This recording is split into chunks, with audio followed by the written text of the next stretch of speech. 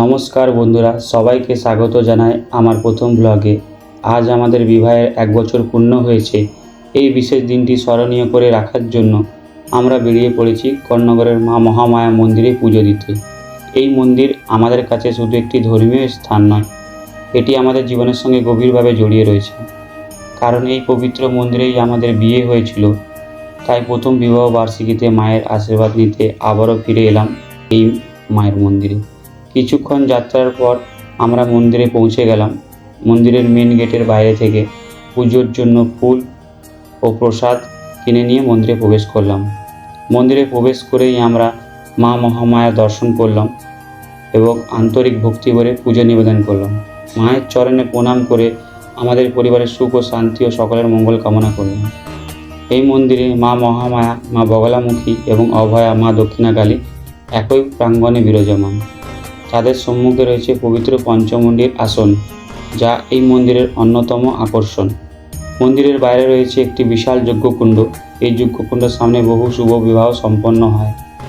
মায়ের মন্দিরের ঠিক বিপরীত দিকে রয়েছে গুরুদেবের মন্দির, সেখানে গিয়েও আমরা প্রণাম করলাম। এরপর পুরো মন্দিরের চারদিক ঘুরে দেখলাম। চারিদিকে শান্তি ও নিরিবিলি পরিবেশ আর এক অপূর্ব শান্তির অনুভূতি যেন মনকে এক অন্যরকম শান্তিতে ভরে দেয়। এরপর আমরা গেলাম শ্রী শ্রী দণ্ডেশ্বর ও খড়গেশ্বর মহাদেবের মন্দিরে। সেখানে মহাদেবের দর্শন করে প্রণাম জানালাম।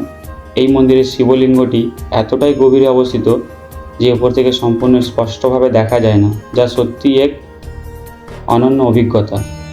মহাদেবের দর্শনের পর বাইরে এসে নন্দী মহারাজের দর্শন করলাম। তারপর পাশেই অবস্থিত মহাবীর হনুমানজির মন্দিরে গিয়ে প্রণাম জানালাম। চারপাশের মনোরম পরিবেশ আমাদের ভ্রমণকে আরও সুন্দর করে তুলেছিল। এরপর আমরা দেবী যোগমায়ার মন্দিরে গিয়ে মায়ের দর্শন করলাম।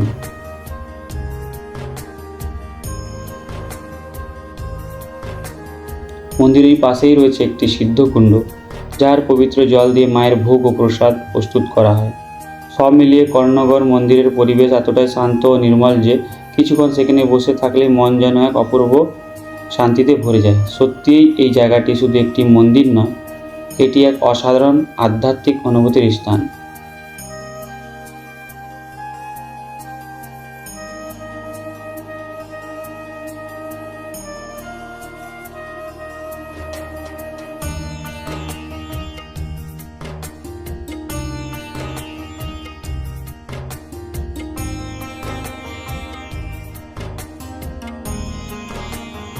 পুজো ও দর্শন শেষ করে আমরা মন্দির থেকে বেরিয়ে দুপুরের খাবার খেয়ে সুন্দর কিছু স্মৃতি নিয়ে বাড়ির উদ্দেশ্যে রওনা দিলাম।